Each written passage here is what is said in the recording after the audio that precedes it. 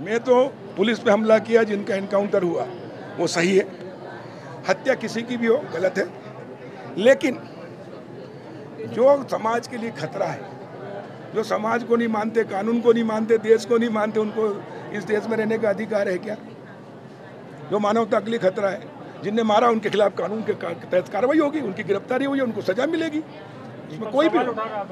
लेकिन कमलनाथ ने सवाल उठाया, योगी सरकार की आलोचना की कमलनाथ। देखो, मैं कह रहा हूँ ना, कमलनाथ के रिश्तेदार मर गए, इनके सब माई बाप मर गए, इनका वोट बैंक तकलीफ हो रही है। इसलिए कह रहा हूँ मैं, जब कश्मीर में हिंदुओं को मार मार के भगाया जा रहा था, कश्मीरी पंडितों को, तब कांग्रेस ने कहीं एक स्टेटमेंट दिया क्या नेताओं ने कि हमारे देश में, हमारे देश के लोगों को मार मार के भगा, तब इनको तकलीफ नहीं हुई, तब हम सड़कों पे आते थे।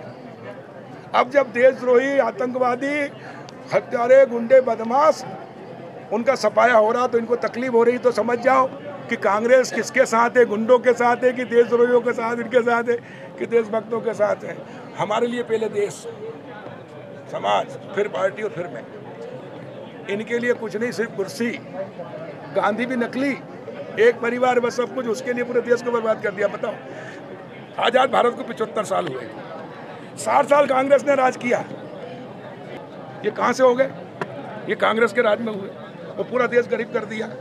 मोदी जी जब से आए तब से गांव-गांव के अंदर हम कर रहे हैं, किसान को मजबूत बना रहे, गरीब को मजबूत बना रहे। देखो, 60 साल में एक शौचालय नहीं बनाया कांग्रेस ने, 60 साल में एक पक्का मकान नहीं दिया, 60 साल में गरीब को गैस टंकी चूल्हा नहीं दिया, पीने के पानी की व्यवस्था नहीं की, बिजली नहीं दी, सिंचाई नहीं दी। और हमने 8 साल के अंदर इतना कर दिया। प्रधानमंत्री जी कहते हैं देश बदल रहा, आगे बढ़ रहा है। और इसलिए 60 साल बनाम 8 साल की तुलना करेंगे तो 60 साल पे भारी है।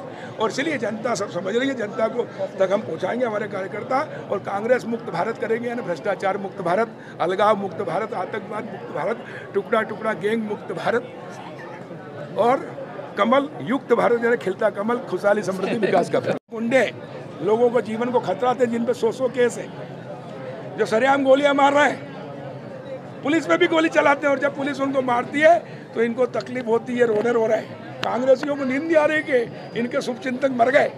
तो कांग्रेस गुंडों के साथ है, देशद्रोहियों के साथ है, आतंकवाद के साथ है, और भारतीय जनता पार्टी देशभक्तों के साथ है।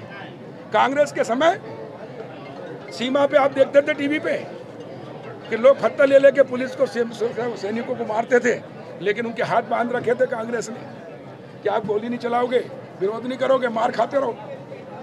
क्यों? क्योंकि हमारे वोट बैंक के ही है। लेकिन मोदी जी जब से प्रधानमंत्री बने, उन्होंने कहा चाहे कोई भी हो, हम सब भारत माँ के लाल, भेदभाव का कहाँ सवाल, हिंदू हो या मुसलमान हो या ईसाई, जो देश का नहीं है वो किसी का नहीं है, चाहे हिंदू भी है। और जो भी देशद्रोही है, देश के खिलाफ बोलता है, देश के खिलाफ अनर्गल आरोप लगाता है, पुलिस पे हमला करता है, तुमको छूट है। और जब से भारतीय जनता पार्टी की सरकार आई है, आतंकवाद खत्म हुआ, अलगाववाद खत्म हुआ, पत्थरबाज खत्म हुए, और अब कहीं कोई छूट छपाट नहीं है। यह है शांति का टापू बना रहे हैं। और इसलिए देश की जनता को भी समझना चाहिए कि देशभक्त कौन है और देशद्रोही कौन है। देशद्रोहियों को, टुकड़ा टुकड़ा गैंग को कौन समर्थन कर रहा है। और इसलिए आजकल सोशल मीडिया का जमाना है, और इसलिए पब्लिक बहुत जागरूक हो गई है। और इसलिए कांग्रेसियों, तुमको तो कहीं घुसने नहीं देगी जनता, रोते रहो। क्या आप मानते हैं कि अशरफ और आतिक की जो